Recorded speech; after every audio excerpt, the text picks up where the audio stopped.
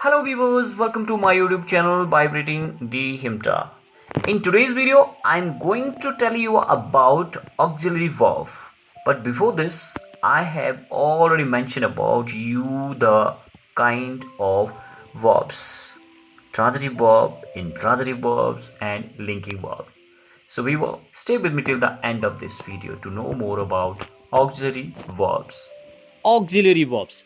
Auxiliary verbs are such verbs which help other main verb to make tenses. ये ऐसे verbs होते हैं जो दूसरी main verb को tense बनाने में help करते हैं and that is why they are called helping verb or auxiliary verbs. Dear viewers, I'm going to give some examples and through these examples we will try to know that which word is auxiliary. इसमें सहायक क्रिया कौन है and how we can use them in a sentence. Like, he is a poor man. She was making a doll. I do my work. I have a toy. She has seen the red fort. In these sentences, the words like is, was, do, have, has. Yes, ये auxiliary है और इनका use main verb के साथ. इसमें main verb कौन सी है? First sentence में is main verb he use हुआ है, दूसरे में मेक है, तीसरे में डू, यस, फोर्थ में हैव एंड फिफ्थ सेंटेंस में सीन मेन वर्ब है और इसके साथ ये हेल्पिंग वर्ब के रूप में यूज हुए हैं, सहायक क्रिया के रूप में यूज हुए. That is why they are called auxiliary verb. Auxiliary verb यही खत्म नहीं होती है. Let me give you some more examples. I shall help you, she will obey you, he can help me, you need not go there, you should obey your elders. Right? In these sentences, shall, will, can, need, should is used with main verbs like help, obey, help, go and obey. और इनका use main verb के साथ model या कार्यविधि प्रकट करने के लिए हुआ है. That is why they are called modal auxiliaries. और इन एग्जाम्पल को स्टडी करने के बाद हमें पता चलता है कि ऑक्सिलरी वर्ब्स को दो भागों में डिवाइड किया जा सकता है, primary and models.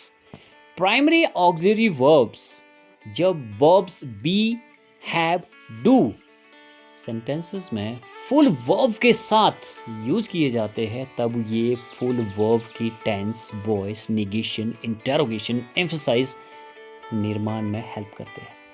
So they are called primary auxiliary verbs.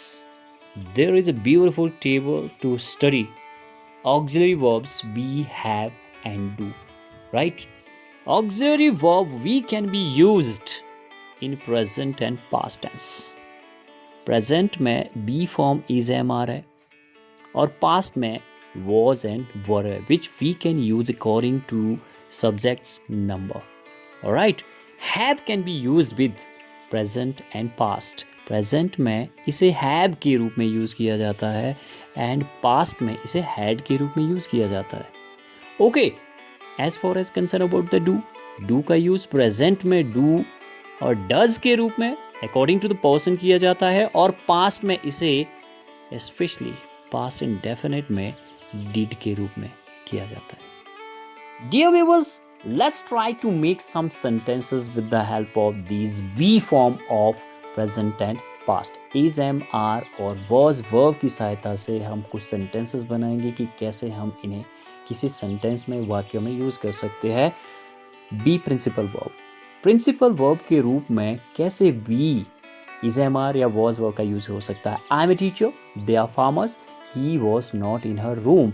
In sentences में एक पर्टिकुलर चीज को पॉइंट आउट किया गया है, इसीलिए आई कर्ता या सब्जेक्ट के ठीक आफ्टर बी का यूज किया गया है, इज, एम, आर का यूज किया गया, वॉज वर्ब का यूज किया गया है. प्रेजेंट कॉन्टिन्यूअस में किस तरह से हम बी फॉर्म यूज कर सकते हैं? Ram is speaking flowers, I am writing a letter, some boys are bathing in the river. Yes, pretty clear.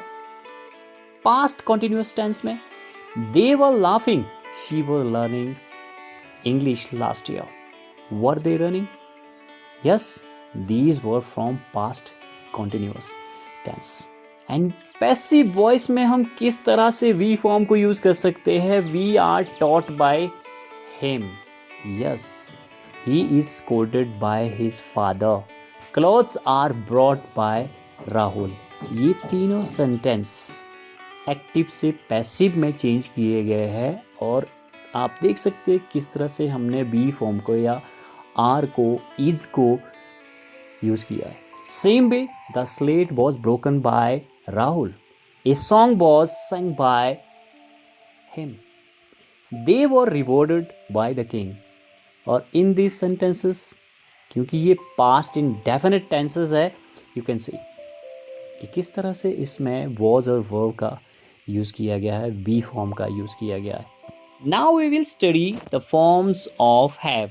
Have can be used with two tenses, present and past. Present में has और have के रूप में और past में had के रूप में इसको स्टडी किया जाता है। Have as a principal verb in a sentence can be used like he has a car, I have a camera, she has an umbrella. Action does not pass to anything, क्योंकि ये सिर्फ एक चीज़ के ही बारे में बताया गया है। ए इन्फिनेटिव है, alright.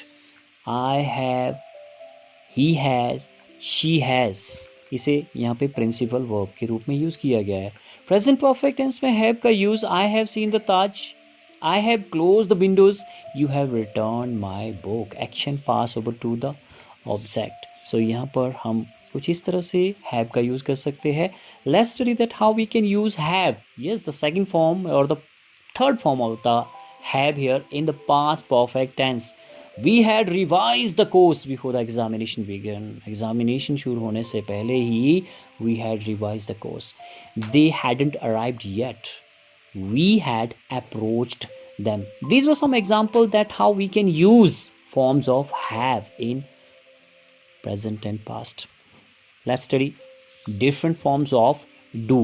Do is equal to do, does in the present and do is equal to did in the past. Yes, do principal verb के रूप में कैसे यूज हो सकता है? They revise their paper. They revise their paper present tense में. She writes a letter present में. They showed their class work, इसको पास्ट टेंस में हमने यूज कर दिया. Now let's know that how we can use do form in present indefinite tense to make sentence negative and interrogative. Present indefinite tense में sentence को negative और interrogative बनाने के लिए डू की डू और डज फॉर्म का यूज किया जाता है. Like mister Sharma does not eat eggs. Do you eat mango? He doesn't sing a song. Does shine a dance. Past indefinite tense में सेंटेंस को नेगेटिव या इंटेरोगेटिव बनाने के लिए डू की यस सेकंड फॉर्म डिड का यूज किया जाता है. Like she did not work hard. Right? Did you sing a song? You did not show me your homework. Did he not ओबे यू? और सेंटेंस को और अधिक जोरदार बनाने के लिए right to put more emphasize on something, do finish this work now. He did misguide me. He does feed the poor.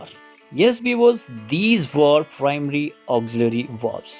I hope you understood that how we can use V form, is, am, are in the present tense and was and verb in the past tense, and have form in the present tense in form of has and have, and in the past tense as had, and form of do and does in the present indefinite tense, and did in the past indefinite tense. And even to make sentence more emphatic, we can use do, did and does.